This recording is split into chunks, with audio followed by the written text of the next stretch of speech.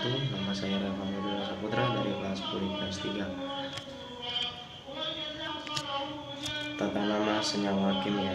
Tata nama senyawa kimia adalah serangkaian aturan persenyawaan kimia yang disusun secara sistematis. Tata nama kimia disusun berdasarkan aturan IUPAC.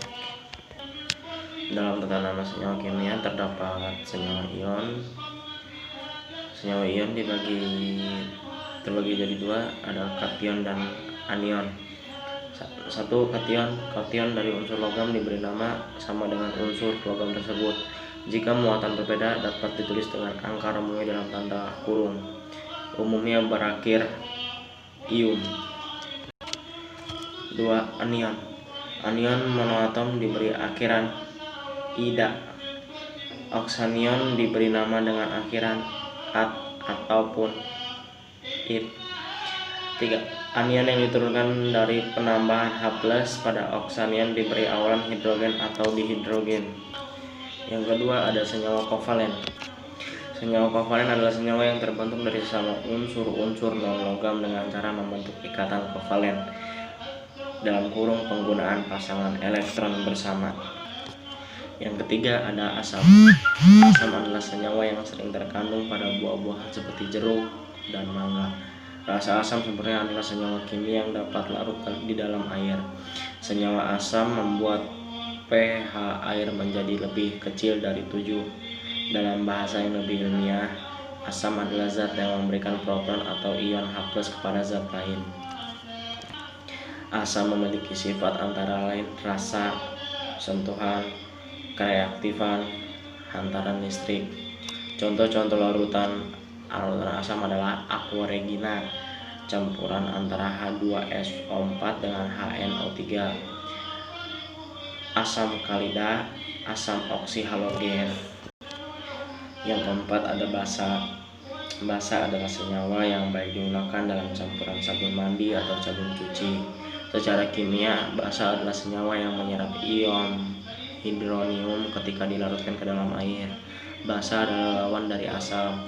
Jika kedua larutan asam dan basa disatukan akan saling menetralkan.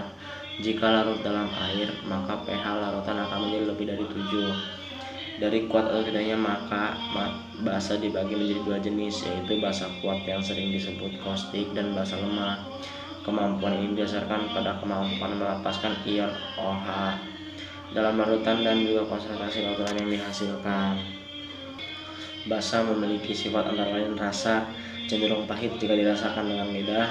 Sentuhan, basa akan terasa licin jika disentuh dan bercampur dengan air seperti sabun yang sering kita gunakan. Kereaktifan, basa juga dapat menyebabkan pelapukan pada logam seperti layaknya asam.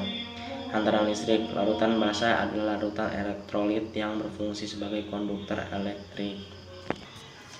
Yang kelima, ada senyawa organik.